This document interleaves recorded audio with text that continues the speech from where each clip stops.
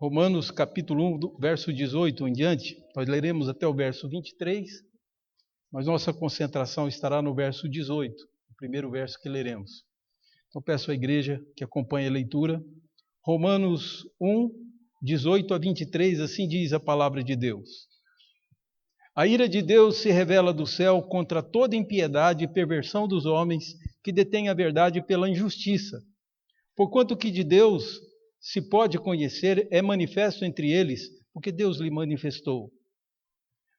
Porque os atributos invisíveis de Deus, assim como o seu eterno poder, como também a sua própria divindade, claramente se reconhecem desde o princípio do mundo, sendo percebidos por meio das coisas que foram criadas. Tais homens são, por isso, indesculpáveis.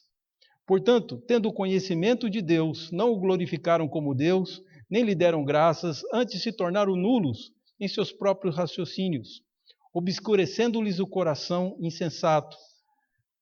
Inculcando-se por sábios, tornaram-se loucos e mudaram a glória do Deus incorruptível em semelhança da imagem de homem corruptível, bem como de aves, quadrúpedes e répteis. Vamos orar ao Senhor? Pai, pedimos a iluminação do Teu Espírito sobre nós. Abençoa-nos e dirige-nos. Sabemos que o Senhor é soberano sobre todas as coisas, então derrama abundantemente do conhecimento do Senhor, da sabedoria do Senhor, do entendimento. Nós te pedimos em nome do Senhor Jesus. Amém. Amados,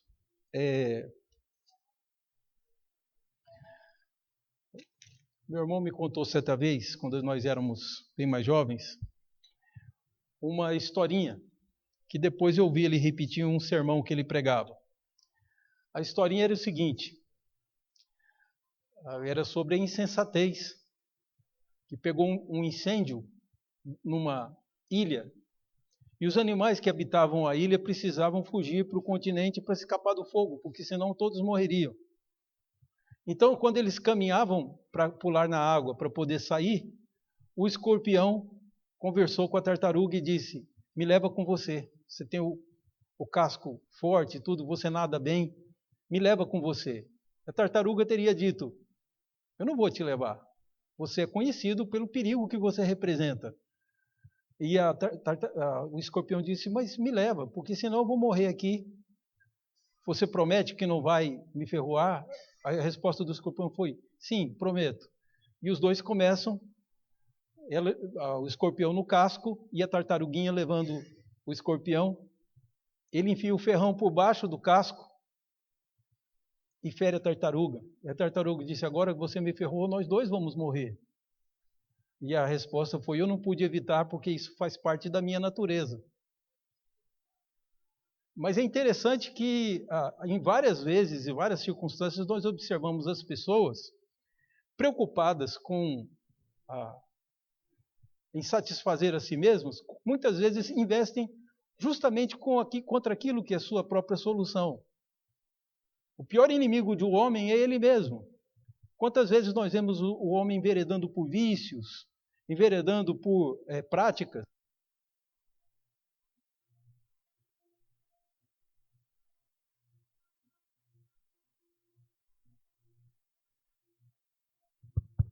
que são prejudiciais à sua própria saúde. Então, daí, o homem investindo contra si, contra a sua própria vida, contra aquele que é a sua salvação. Assim, dessa forma, me parece ser essa a preocupação do apóstolo Paulo, porque tendo Israel a revelação de Deus, tiveram também a revelação do método de Deus de salvação do homem, do dia do grande juízo, do encontro com Deus. Daí, Paulo abraça essa missão quando ele descobre que Jesus é o Salvador enviado. Ele que era perseguidor de Jesus passa a ser proclamador de Jesus como a grande saída, a nossa porta para a vida. Quando Paulo se compromete a fazer isso, ele começa a espalhar igrejas pelo mundo. Essa igreja de Roma não foi ele que fundou, nem tampouco foi Pedro. Pedro, na fundação dessa igreja, não estava aqui. Possivelmente foram pessoas evangelizadas no dia de Pentecostes, retornaram a Roma e ali fundaram uma comunidade cristã. Então, uma igreja cristã que existia lá, Paulo está escrevendo, porque o interesse de Paulo é pregar esse evangelho da salvação para todo homem. Então, o desejo dele, nós vemos no fim da carta, que ele quer ir até Tarsis. Tarsis, nós nos identificamos assim, porque Tarsis é a Península Ibérica, da onde nós temos hoje, modernamente, Espanha e Portugal. Então, os portugueses nos colonizaram, são aqueles que falavam a língua que falamos hoje. Então, Paulo tinha o interesse de pregar até para eles, e ele pede, e vai passar por Roma, para que Roma o envie, inclusive bancando financeiramente. Essa é a intenção de Paulo. Por isso ele explica tão bem o Evangelho, explica tão bem que essa epístola se transforma no maior tratado teológico do cristianismo da história, e tem sido motivo de transformação de muitas coisas, eu espero também que de nossas vidas também. Daí Paulo precisa mostrar ao mundo Deus. E não só ao mundo de Deus, mas também a reprovação severa que Deus tem quanto aos homens. Para você ter uma ideia do esboço dessa carta, nós podemos ter alguma ideia. A primeira parte da carta, ele vai escrever, ele faz a sua introdução, e depois ele vai escrever o quanto o homem pagão era pecador e reprovável aos olhos de Deus.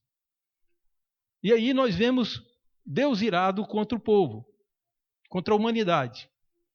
No meio dessa humanidade havia um povo que era diferente, que não adorava deuses que os seus corações projetavam, mas adorava o Deus que se revelou. O hebreu, ele não tinha liberdade para escolher deuses e tudo. Se ele escolhesse, até a Heloíse leu para nós aqui, lembrou para nós o versículo de Josué, né? Escolhei hoje a quem servais, eu e a minha casa serviremos ao Senhor. Não entendam errado o que Josué está dizendo. Ele não está dizendo, em outras palavras, que cada um pode escolher sua própria religião. Ele está dizendo que vai pagar por escolher errado. Que só existe um Deus. Os deuses pagãos, é disso que Paulo fala no capítulo 1. Capítulo 2, o hebreu que tinha a revelação de Deus não cumpria com a vontade de Deus. E daí se tornou reprovável. O capítulo 2 dessa epístola, Paulo está mostrando que também o judeu é perdido, está perdido. Houve lá, no início, uma desobediência do homem, e por isso a humanidade inteira foi reprovada. Por isso, ainda que Deus seja a grande chance de salvação nossa, ele não tem a menor obrigação de servir uma gente que se rebela contra ele a todo instante. É disso que essa epístola fala. Porém, a pregação de Jesus pode mudar. Por quê? Se o homem crê nessa pregação, ele é transformado pelo Espírito Santo de tal forma que ele passa a ser um agente do bem e da verdade. Então, com a igreja, Deus está restaurando o mundo. E quando eu falo igreja, estou falando da igreja invisível de Deus, mas especialmente aquela que está atuando na terra, que são as igrejas locais, a igreja visível. Você e eu. Somos os instrumentos de Deus reverter a história de muitas pessoas. E é nessa perspectiva que Paulo escreve aos romanos, na tentativa de que eles apoiassem a viagem dele até Tarsis, que se você olhar no mapa, de um lado fica o Oriente Médio, onde está Jerusalém e tudo, a cidade onde Paulo morou, e do outro lado do mar Mediterrâneo, o extremo mais longe que tem, está Tarsis, que é a Península Ibérica. Então, a ideia dele era ir até lá e pregar, para que todo homem no mundo ouvisse. Ele diz no início desse evangelho, sou devedor tanto de gregos quanto a bárbaros, de sábios quanto ignorantes. Ainda complementa dizendo, por isso não me envergonho do evangelho, porque o evangelho é o poder de Deus para a salvação de todo o que crê. Ele está dizendo, em outras palavras, que ele confia tanto na eficácia de igreja, reino de Deus, evangelho, Jesus. Ele tinha tanta confiança que ele estava disposto a dar sua própria vida para que isso se espalhasse pelo mundo. É exatamente nessa perspectiva que Paulo escreve aos romanos, mas na apresentação de Deus ele precisa ser honesto. Qual que é o bom médico? É aquele que diz a verdade para você ou aquele que diz o que você quer ouvir? Então o mundo tem se enamorado de mensagens que sejam mensagens bonitas. Para nós não interessam mentiras bonitas, eu preciso de verdade. E Paulo começa dizendo a verdade, dizendo que Deus está irado contra a humanidade. Essa é o central da sua palavra, porque senão as pessoas não teriam ideia de quanto Jesus é importante. Se somos meio aprovados por Deus, não estamos reprovados. Né? Talvez o ser humano usa isso. Alguns vão passar com média 10. Eu vou passar com média 5. Essa falsa ilusão está errada. Ou o homem está aprovado por Deus plenamente ou reprovado. E nós vemos na Bíblia que só há um aprovado por Deus, que é Jesus. Portanto, há uma ira de Deus contra a humanidade. Tudo que passamos hoje, toda aflição, todo sofrimento precisa ser explicado à luz disso. Então Paulo começa dizendo que a ira de Deus se revela do céu. Nós vamos nos concentrar no verso 18, ainda que o texto todo é riquíssimo, não teremos tempo de abordar tudo. Deus está irado contra aquilo que fazemos errado. O fato é, Deus não está aprovando, Deus não está feliz conosco. Estamos provocando a ira, a raiva, a fúria, provocando reação negativa daquele que é exatamente o único que pode nos salvar de tudo que passamos. O coronavírus é uma das provas disso. Entregues às nossas doenças, enfermidades, ao desequilíbrio do mundo que temos, banidos da face de Deus, que foi isso que aconteceu com o nosso pai Adão, agora precisamos olhar para tudo isso. E o contexto que nós vivemos não é bom, queridos. Se você imagina que estamos vivendo bem, é porque você mora num bom país, Deus te deu a bênção de nascer num país. Um professor meu viajou o mundo inteiro, conhecia o mundo inteiro, e diz, vocês têm um paraíso e não sabem. Não há um país no mundo que se compare com o Brasil, dizia o meu professor alemão. Então, a grande verdade é que quando os povos vivem misérias e tudo, a gente vive num país de fartura. E talvez isso nos faça perder a noção de que crianças morrerão essa noite de fome. Esse mundo nosso está reprovado, nós não conseguimos administrá-lo. Expulsamos Deus das nossas vidas e, ao mesmo tempo, não temos condição de fazer o que Ele faria. E alguns ainda acham que podem julgar a Deus. Mas essa é a verdade. Paulo escreve para explicar, inclusive, todos os problemas. Diz que a ira de Deus se revela a partir do céu. Paulo não está se referindo aqui a esse céu visível que você tem. Há um céu que é, na verdade, o lugar para onde vão aqueles que morrem em Cristo. E também nesse lugar mora o nosso Deus, na companhia de seus anjos. Então é evidente que a ira de Deus não pode ser vista. Ira nenhuma pode ser vista. Às vezes você infere a ira pelo rosto da pessoa, não é isso? Se a pessoa te olhar com raiva, você fala assim, alguma coisa ele não gostou, não é assim? Então nós podemos inferir. Assim também a ira de Deus não pode ser vista. Nós podemos inferir pelos reflexos dela na terra. No fundo, o que acontece é que Deus nos deixa aos nossos, que usufruamos do resultado das nossas escolhas. Eu quero lembrar para os irmãos, se você olhar com cuidado, você vai perceber que no Éden, quando Deus dá o castigo para Adão e para Eva, no fundo ele não deu castigo nenhum. Tudo o que ele diz ali aconteceria com eles, só que agora sem Deus. Vamos ver aqui. A mulher foi dita que ela teria multiplicado as suas dores de parto. Não é que ela teria dores de parto. Mas a mulher sem Deus fica mais frágil, ela passa a ser temporária. Ela não é eterna, ela vai morrer. Então, como a mulher se fragiliza, as dores de parto seriam multiplicadas. Também Deus diz, o teu desejo será para com teu marido e ele te dominará. Isso não é um castigo. A mulher inicialmente já era assim. O problema é que ela tinha um marido perfeito, criado por Deus. Agora ela tem um marido pervertido, um marido incorreto. Isso vai se transformar em opressão. Não é à toa que se faz campanha, uma campanha que é inútil. Estão falando hoje, e o mundo é muito hipócrita. Ele pensa que por muito falar, ele cobre as coisas erradas que ele faz. Nunca se falou tanto em proteger a mulher, e nunca a mulher esteve tão desprotegida como está hoje. Houve tempos melhores para as mulheres do que os tempos de hoje. Tudo que chamam de conquista, no fundo, foram juízos e tristezas que a mulher trouxe, responsabilidades que puseram no ombro da mulher e que Deus não tinha posto. Para você ter ideia, quando diz lá na sua Bíblia, e aí o acesso ao original vai te ajudar, quando diz lá na sua Bíblia assim, que os filhos obedeçam aos seus pais e que os pais disciplinem os filhos. No português não dá para perceber a sutileza, porque no português a palavra pais tem dois significados. Pais podem ser pai e mãe, né? Reunião de pais e professores, pode ir o pai ou a mãe, não é isso? Mas também existe uma outra palavra pais, que é o plural da palavra pai, masculina. O que Paulo escreve em grego para eles é que o filho tem que obedecer pai e mãe. Porém, o que ele chama lá de gonelsim, que são os progenitores, aqueles que geraram a criança. Porém, ele está dizendo também que aos pais homens, ele usa a palavra pateres, da onde o latim copiou a palavra padre, e que veio a ser a nossa palavra para pai em português. O que significa isso? Paulo está dizendo que a obrigação de criar os filhos é do pai, do homem. A mulher é sua auxiliar, mas o homem é que vai ser cobrado pela educação que os filhos tiveram. Então, é interessante ver que a Bíblia sempre coloca isso e está sempre em proteção, correndo em defesa da mulher. E se você, há poucos dias nós estávamos numa reunião de oração, alguém comentou comigo, aliás, foi nem em casa, depois do estudo bíblico, estávamos comentando exatamente isso. O irmão da igreja estava lembrando do episódio de Marta e Maria. Você já prestou atenção?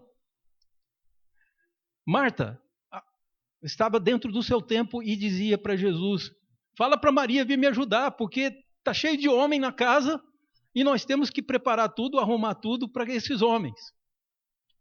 Falou isso para Jesus repreender Maria, porque Maria queria ficar com os homens aprendendo de Jesus. Vocês notaram? Não tinha ainda Dia Internacional da Mulher, movimento feminino, não tinha nada disso. Jesus começa a revolução quando ele diz, Marta, Marta, por que você corre atrás de tantas coisas quando só uma te é suficiente? Maria escolheu a melhor parte. Jesus chamou a atenção de Marta. A melhor parte para Jesus era a mulher sentar e aprender, porque ela tinha direito de aprender do Evangelho. E por isso Maria estava encantada, mas Marta preocupada com o serviço que tinha para fazer. Daí Jesus coloca, enquanto na palavra de Marta, lugar de mulher é na cozinha, na palavra de Jesus, lugar da mulher é na igreja, junto com ele, ouvindo e aprendendo dele. São essas as palavras de Jesus que nos fazem ver que o cristianismo mudou a história do mundo. Não foram as feministas, não foram essas mulheres que ficaram famosas por abraçar. Está cheio de plagiadores no mundo. O cristianismo reestabeleceu o valor da mulher. Então veja no Ocidente o lugar que a mulher tem e veja no Oriente o lugar que ela tem. Talvez você não saiba, mas o japonês mandou fazer aquelas saias apertadinhas para as mulheres, para que a mulher não passasse na frente do marido. O marido estava sempre andando à frente da família e ela andando atrás.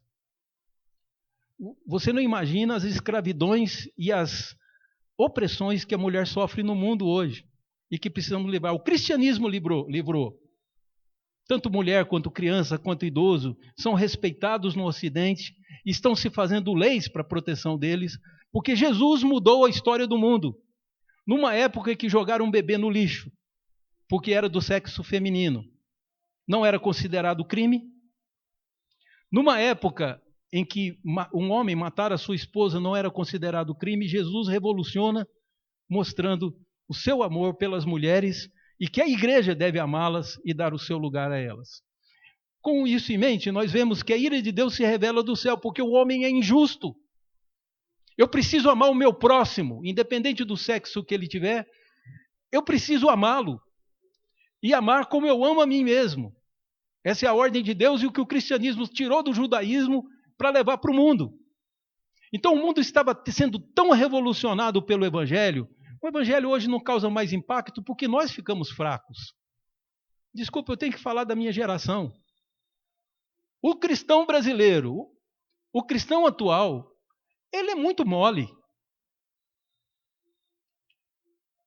Alguém um dia perguntou para o reitor do meu seminário, depois que ele pregou uma mensagem, perguntou, Pastor Francisco, se a nossa igreja fosse perseguida, ela seria mais fiel? E o pastor Francisco respondeu, se a nossa igreja fosse fiel, ela seria mais perseguida. O sal que tem o sabor do mundo não salga nada. Ele é areia que é para jogar fora. Nós não vivemos um cristianismo radical como precisávamos. Mas a ira de Deus é radical. E a ira de Deus se manifesta. Quando você vê na terra alguma coisa que para você está errada, oprime e faz mal para o homem, pode saber que Deus liberou, que é uma horda de anjos querendo nos matar. Só não nos mata, não nos destrói agora. Tem um plano para isso. Mas eles não nos destroem porque Deus não permite. Leia o livro de Jó e você vai ver que Deus põe uma cerca, impedindo que Satanás destrua o homem. E é exatamente com essa ideia, protegidos, que ele achou possivelmente que o homem morreria logo depois de comer do fruto. E na medida em que Deus deu mais anos de vida ao homem e ele pôde se reproduzir, e reproduzindo manteve a raça humana, é por isso que nós estamos vivos. Talvez o seu avô já tenha falecido, o seu bisavô possivelmente, porque as gerações passam. Mas temos um período na Terra, e estamos vivos, e a humanidade ainda existe, porque Deus não nos destruiu imediatamente, e me deu a oportunidade, quando eu ainda estava com 15 anos, de ouvir o Evangelho e ser transformado por ele. Mas tudo isso eu estou dizendo aos irmãos porque essa vida só tem valor como uma oportunidade de conhecer Deus e seu Filho Jesus. É por isso que Paulo quer o apoio dos romanos. Mas a primeira coisa que ele mostra é que a ira de Deus se manifesta a partir do céu. É lá do céu que vem os decretos de Deus e nós ficamos desprotegidos exatamente contra os inimigos que nos odeiam e querem o nosso fim. O único aliado que poderíamos ter era Deus e nos levantamos contra ele. Por isso a ira de Deus se manifesta. Deus está irado. Por que Deus está irado contra o homem? Ele está irado contra a impiedade e perversão. São duas palavras usadas. A tradução para a palavra perversão mais utilizada, que está aqui, seria a palavra injustiça. Então, Deus está irado contra a impiedade. Impiedade seria: o pio é aquele que é devoto. O ímpio é aquele que é indiferente. Ele não chega necessariamente a ser alguém que está contra Deus, aparentemente, mas ele é indiferente a Deus. Quando um grande filósofo do século passado esteve lá em Pernambuco, perguntaram para ele exatamente isso. Você não acredita em Deus? Ele disse: eu tenho coisas mais importantes para fazer na vida do que ficar me perguntando se Deus existe ou não. Esse é o pensamento da nossa época. Deus não é relevante. Estamos jogando fora justamente a única chance que temos de sobreviver, de resistir a todo dia mal. Mas é exatamente isso, toda impiedade, a indiferença, o desprezo que temos a Deus, o Deus Criador, a própria vida, as pessoas, isso é impiedade. E aí ele fala de injustiça ou perversão. A palavra perversão cabe bem aqui, porque a ideia é de alguém que se desvia. Quando você está estudando para tirar carteira, você aprende uma placa lá que é conversão à direita, não é? Conversão à esquerda. Não tem essas placas? Conversão, olha a palavra, conversão. Você vai verter para o lado da estrada. Então você converte junto da estrada, você verte para o lado que a estrada está. Quando você se desvia do caminho, isso se chama perverter e não converter. Então a perversão dos homens é isso. Há um caminho para ser seguido e a gente resolve inventar um outro. Vamos inventar um mundo do jeito que a gente quer? Não, e Deus? Ignore Deus, Deus não tem importância. É mais ou menos essa postura do homem que Paulo condena aqui. E diz que Deus está irado, porque se o homem se mantivesse somente nisso, não, mas ele está segurando a verdade em favor da injustiça, para favorecer a injustiça, porque se a verdade prevalecer, a injustiça morre. Vejam se não é isso que ele diz. Deus está irado contra a impiedade e perversão de quem? Dos homens, dos seres humanos, que amarram, que prendem. A ideia aqui é realmente amarrar. Amarram a verdade para que a injustiça possa imperar. Se eu só falar a verdade, talvez os irmãos tenham visto um filme disso, né? Teve um filme, há uns anos atrás, de um advogado que, no aniversário do seu filho fez o desejo. Ele não compareceu porque estava muito ocupado. O menino faz o desejo, que meu pai só fale a verdade. E você não sabe a tristeza que foi para o advogado viver num mundo nos tribunais, só falando aquilo que era verdade. Então, o advogado foi usado pelo jogo de palavras que você pode fazer com a palavra lawyer e liar. É o mentiroso e o advogado. São duas palavras bem parecidas. E daí o rapaz começa a passar por problemas até que ele descobre que esse foi o pedido que o menino fez diante do bolo. Ele é obrigado a fazer o filho fazer um pedido diferente, porque a vida dele virou um caos. O homem que diz a verdade não sobrevive nesse mundo lá fora. E aí é o que Deus está dizendo. Nós precisamos amarrar a verdade para que a injustiça possa prevalecer. Precisamos relativizar a verdade. Precisamos tratar a verdade como... Não, tem a sua verdade e a minha verdade. Quem disse isso? Verdade é sempre verdade. E a verdade, toda verdade, como diz Calvino, toda verdade é verdade de Deus. Então, é evidente que não há opção. Não existe uma verdade sua e uma verdade minha. Algumas coisas na Terra são relativas, são culturais. Mas o ser humano, ele é igual em todo mundo. Ele precisa comer, dormir, ele precisa do seu Deus. Então o apóstolo Paulo diz que no mundo o que aconteceu foi que amarraram a verdade para que a injustiça imperasse. E uma das primeiras coisas que o homem, conseguindo essa vitória, que se eu mexer na verdade, eu mexo no mundo, o que o homem fez? Ele abandona o culto de Deus e começa a inventar deuses para si. Porque se cada um tem a sua verdade, e todo homem é bom, é outra mentira. Todo homem é bom, é o que se diz por aí.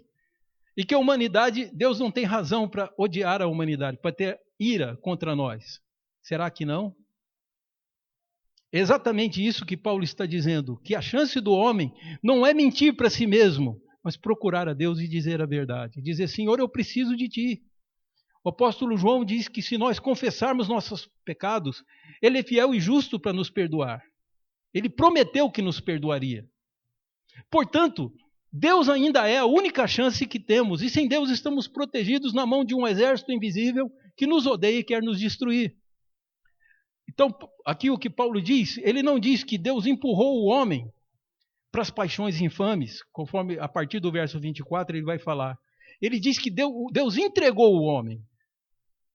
O que evitava que o homem ficasse louco, ficasse maluco, ficasse doido mesmo, fazendo coisas absurdas, era a mão de Deus segurando. Mas eles, inculcando-se por sábios, se fizeram loucos. Por isso, Deus tirou a mão e deixou que eles fossem. É isso que ele está dizendo. E aí o homem se torna louco. O homem pratica coisas que são vergonhosas para ele mesmo e destrutivas para si mesmo. É disso que o apóstolo Paulo está nos falando. E a única chance que temos é o evangelho do Senhor Jesus, que a igreja Monte Sião prega. Que as igrejas fiéis ao Senhor estão pregando das Escrituras. Conhecer esse Jesus é a única chance que eu tenho de ser resgatado, de resgatar minha própria família. Então, é contra toda a impiedade dos homens e contra toda a injustiça dos homens, que detém a verdade pela injustiça. É isso que diz o Evangelho do Senhor Jesus. Eu queria, para concluir, queridos, falarmos sobre duas coisas. A primeira delas é que não é só Deus que reprova o mundo. O próprio homem reprova. Eles não têm coragem de admitir. Não têm coragem de vir à frente e dizer que bilhões foram roubados. Vão precisar mentir para você. E agora vai fazer falta exatamente quando a saúde mais precisa.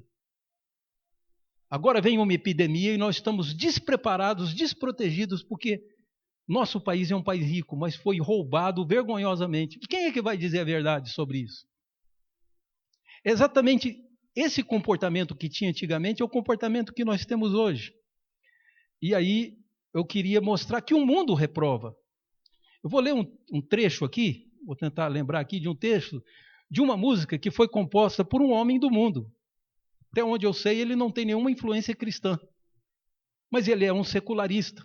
E um dia ele faz uma parada, todos nós fazemos uma parada para dar uma checagem na nossa própria vida. E ele faz uma checagem da humanidade. É o guitarrista da banda Queen, Brian May. Ele fez uma música. No disco é cantado pelo Freddie Mercury ainda, porque foi no final da década de 80. Mas a música diz o seguinte, o título da música é O Mundo que Nós Criamos. E aí ele faz a seguinte colocação, o Brian May. Ele fala assim, pense em todas as bocas famintas que nós temos para alimentar. Dê uma olhada em todo o sofrimento que nós criamos.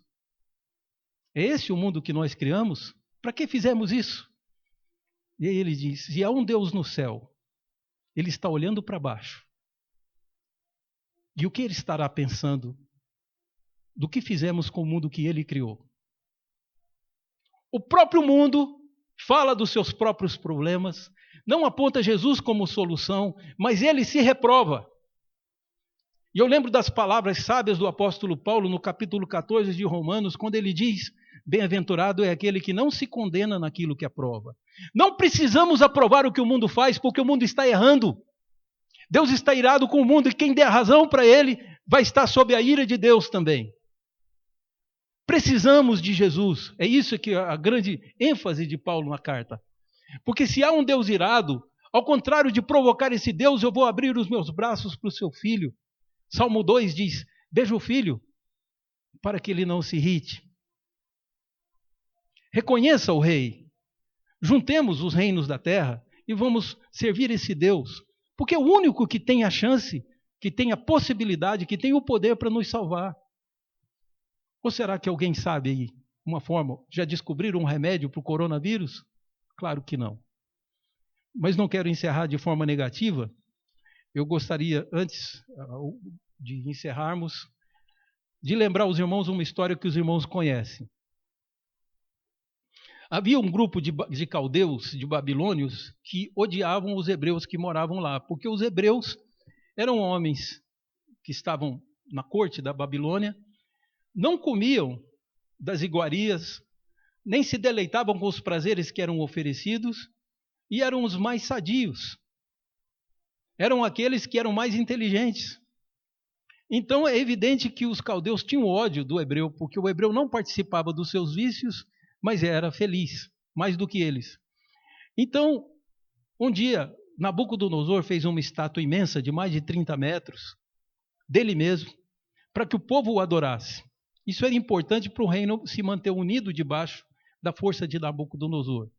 Mas o hebreu, não só ele não comia certas comidas, como ele também não adorava deuses que não são deuses. Eles foram resgatados e revelados pela verdade. Daí, nem Daniel, nem seus amigos se curvaram diante disso. E aí o que aconteceu? Nabucodonosor, influenciado por esses caldeus, escreveu uma lei, que quem, quando tocasse a trombeta, não se prostrasse diante da estátua dele, seria morto. Então, quando tocava, todo mundo se dobrava, exceto quem? Sadraque, Mesaque e Abednego. E certamente Daniel. Eles não se dobravam. Então, Nabucodonosor, o imperador mais poderoso da época, teve pena de matar aqueles jovens, porque a lei que ele fez acabou se deixando um grande problema. O hebreu nunca cultuaria aqueles deuses. Então, Nabucodonosor se reúne lá no capítulo 3 de Daniel, você vai achar essa história. Ele desce até os homens antes dele ser executado. Ele manda acender a fornalha e os jovens seriam jogados na fornalha. E ele vai lá para os jovens e diz: se vocês voltarem atrás, eu salvo a vida de vocês. A gente vê que o rei não queria matá-los. E a resposta deles foi extraordinária, queridos. É uma resposta que pode mudar até a teologia da Igreja Universal, se eles prestarem atenção no versículo. Porque a resposta deles foi: se o nosso Deus quiser nos salvar, o Senhor não conseguirá nos matar, ó rei. É mais ou menos isso. Se o nosso Deus não quiser, nem assim nos curvaremos diante dos teus deuses. Nem se o nosso Deus deixar que nós morramos queimados. Mas se Ele quiser nos salvar, Ele nos salvará. Então Nabucodonosor se viu sem saída. Ele perderia o controle, imaginava ele, do império da Babilônia se ele não matasse aqueles homens. Então ele mandou aumentar a fornalha, o calor de lá, e jogou-os dentro da fornalha. Os homens que foram jogar foram mortos pelo calor, pelo bafo, né, do fogo. Tão quente que estava.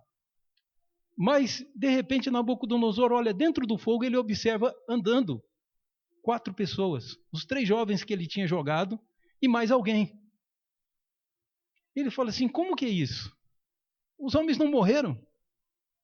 E ainda vejo um outro lá que tem um aspecto de Deus. Evidente que ele estava falando de Jesus, né? Então, andando dentro da fornalha. Isso nos traz uma coisa, querido, se você está incomodado com as últimas notícias, só quero te dizer, nós somos como os irmãos de Daniel, um povo que pertence a outra terra e fomos trazidos cativos para esse. Vamos viver um período de cativeiro aqui, porém, o Senhor é conosco, Ele veio conosco. E mais do que isso, do que ficar lá sentado no templo de Jerusalém, Ele entra na fornalha conosco. Por isso, enquanto os homens morreram com o bafo do fogo, os amigos de Daniel não tiveram um cabelinho chamuscado. Nada. Nem um fiozinho da sua roupa foi queimado. Por quê? Porque o Senhor é conosco. Assim sendo, abrace ainda mais forte o Evangelho, porque é a única chance que essas pessoas têm. Eles têm toda a razão de estarem desesperados, porque morrendo não sabem para onde irão. Nós sabemos tanto para onde nós iremos, quanto para onde eles vão sem Jesus. Para um fogo muito mais quente do que aquele de Nabucodonosor. Então, o que eu estou dizendo é o seguinte, vamos ser igreja. Vamos permanecer e dizer para as pessoas, confiem no Senhor, nós vamos passar por essa. A terra não será destruída por uma epidemia. O que tem mais perto disso é que lá em Apocalipse fala-se, Jesus revela para João, que vai haver um período em que teria um cálice seria derramado e 1/3 da população da terra seria destruído. É interessante, porque se você fizer a conta, isso dá mais de, hoje em dia daria, se for para agora essa profecia, daria mais de 2,5 bilhões de pessoas morrendo. Por volta disso, 2 bilhões e alguma coisa. É gente demais. Mas o que nós precisamos saber é que se Deus quiser nos livrar, Ele nos livrará. E se Ele não quiser, não tem no mundo quem nos faça deixar de amá-lo e servi-lo. O Deus a quem servimos é assim que eles apresentaram Deus. Qual é o Deus que você serve? Se você serve a si mesmo, não se engane, você precisa mudar. Mas se você serve o Senhor dos céus, que se revela nas Escrituras, então amém.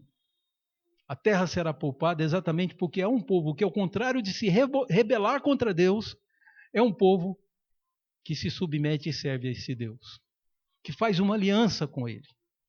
Se você tem uma aliança com o Senhor, fique tranquilo. Todas as coisas cooperam para o bem dos que amam a Deus e que Deus nos abençoe.